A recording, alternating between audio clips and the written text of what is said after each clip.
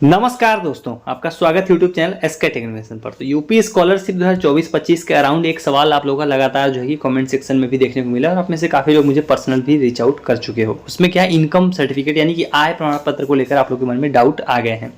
आप सभी ने नोटिस एक देखा होगा अगर आप टेलीग्राम ग्रुप पे होगे, जिस नोटिस में यही कहा गया था कि जो इनकम सर्टिफिकेट है, हालांकि बहुत जो रिन्यूअल के छात्र हैं उनको इस बारे में ऑलरेडी नॉलेज होगा कि जो आय प्रमाण पत्र है, जो इनकम सर्टिफिकेट है, वो आपको अपने नाम का नहीं बल्कि आपके पेरेंट्स के नाम का यूज करना था। अगर आपने आवेदन किया होगा फ्रेश, तो उसमें जो आपको इनकम सर्टिफिकेट हो गई या आय प्रमाण पत्र हो गया, वो आपके फादर का, आपकी मदर का, आपकी जो पेरेंट्स हैं, गार्जियन हैं, उनके नाम का होना चाहिए। तो अगर आपने अपने नाम का यूज किया तो उसमें जो है कि दिक्कत आ रही है। तो ऐसे में दो सवाल हैं इस वीडियो के अंदर कि इनकम सर्टिफिकेट किसका लगेगा, मैंने लिखा है, और साथ में अगर आपने मान लो गलत लगा दिया है तो सुधार करने का आपको मौका कब दिया जाएगा। हर कैटेगरी का मैं आपको बता दूंगा, जो ऑफिशियल टाइम टेबल है उसके हिसाब से कि आपको सुधार करने का लोग मौका कब देंगे। तो वीडियो को पूरा आखिर तक देख लेना और चीजें समझ लेना। उससे पहले वीडियो को सभी लाइक कर दो, चैनल को सब्सक्राइब नहीं कर रखा है, सही अपडेट पानी है, आप मुझे सपोर्ट करने के लिए या फिर आपको सही अपडेट्स पानी है, तुरंत सब्सक्राइब करके रख लो। तो चलिए लाइन से बात करते हैं। देखो, सबसे पहले तो ये नोटिस आया हुआ था जिसमें यही कहा गया था। उसमें नोटिस में क्या कहा गया था कि जो इनकम सर्टिफिकेट है वो लगाना है किसको, अपने फादर का इनकम सर्टिफिकेट आपको लगाना है। यहाँ पर देखिए लिखा गया है कि जिन्होंने अपने जो है कि अपना लगा दिया उनके लिए लिखा गया है कि एनआईसी द्वारा आपकी लॉगिन पर जानकारी से भेजा गया है। यहाँ देखिए अंतर्गत छात्रों ने अपने पिता के स्थान पर स्वयं के नाम से निर्गत आय प्रमाण पत्र का प्रयोग छात्रवृत्ति के ऑनलाइन आवेदन में किया गया है। तो इसमें देखो 23-24 का इन्होंने बताया कि 23-24 में ऐसे पकड़ों को डेटा रिजेक्ट था, पिता के नाम से निर्गत आय प्रमाण पत्र लगाने का जो है कि निर्देश दिया गया था। मतलब अगर आप रिन्यूअल के छात्रों को 23-24 में आपको याद होगा कि जिन जिन लोगों ने अपने नाम का इनकम सर्टिफिकेट लगाया था उनका फॉर्म इन्होंने निरस्त कर दिया था, यानी कि रिजेक्ट कर दिया था। वही सेम चीज़ इस बार भी होगी। अगर आपने अपने नाम का इनकम सर्टिफिकेट लगा दिया, उसमें आपके फादर का नाम का नहीं है, आपने अपना नाम यूज कर लिया, तो इनकम सर्टिफिकेट जो है कि रिजेक्ट हो जाएगा और आपका जो है कि स्कॉलरशिप का फॉर्म भी निरस्त हो जाएगा। ये वाला नोटिस आया हुआ था जो है कि आप सभी लोगों ने टेलीग्राम ग्रुप में अगर नहीं पढ़ा है तो आप मैं वहाँ पर डाल दूंगा, आप दोबारा ज्वाइन करके पढ़ सकते हो। तो वो चीज़ लिखी हुई है। अब समस्या तो हम जान गए कि इनकम सर्टिफिकेट यूज करना है किसके नाम का, अपने नाम का, अपने फादर के नाम का, आपके नाम का नहीं होना चाहिए। अब सवाल ये आता है कि जिन लोगों ने अपने नाम पर का यूज कर लिया उनको क्या उनका जो है कि सुधार करने का मौका मिलेगा या नहीं मिलेगा।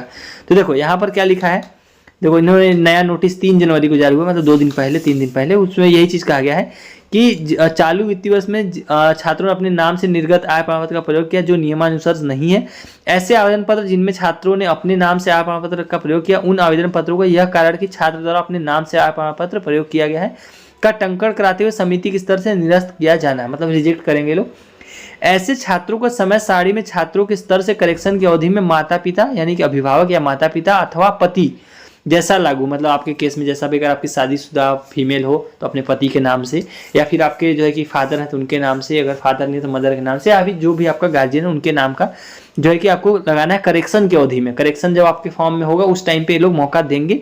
तो उस टाइम के पहले आपको 2 चीज़ें करनी पड़ेंगी कि अगर आपने अपना नाम का यूज किया है तो सबसे पहला काम आपको करना पड़ेगा कि नया इनकम सर्टिफिकेट बनवाइए जिसमें अपने गार्जियन, अपने पापा का, अपने मम्मी का, या जो भी आपके गार्जियन है, आपके पेरेंट्स हैं, उनके नाम का नया इनकम पहले तो बनवा लीजिए।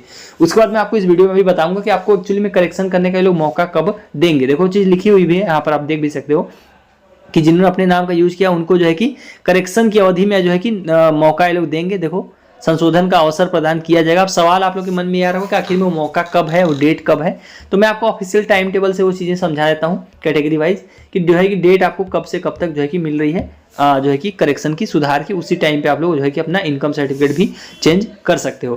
तो ये देखो ये टाइम टेबल आपकी स्क्रीन पर, ये किसके लिए है। सबसे पहले हम लोग बात करेंगे जो है कि दसमोत्तर छात्रवृत्ति वाले कौन से छात्रों के लिए, ओबीसी वाले छात्रों के लिए, यानी कि अन्य पिछड़ा वर्ग के छात्र जितने भी हैं उनको आय प्रमाण पत्र में सुधार का मौका या फिर जो भी है वो कब मिलेगा। तो आप नीचे चले जाओगे, आपको यहाँ पर देखने को मिल जाएगा, वो आप यहाँ पर देख सकते हो। ये देखो कि संदेहास्पद त्रुटिपूर्ण आवेदनों को छात्रों के स्तर पर सही कराते हुए पुनः संस्था स्तर से अग्रसारित किया जाना 27 जनवरी तक किया जाएगा। और कब से शुरू होगा, यहाँ देख सकते हो 23 से लेके।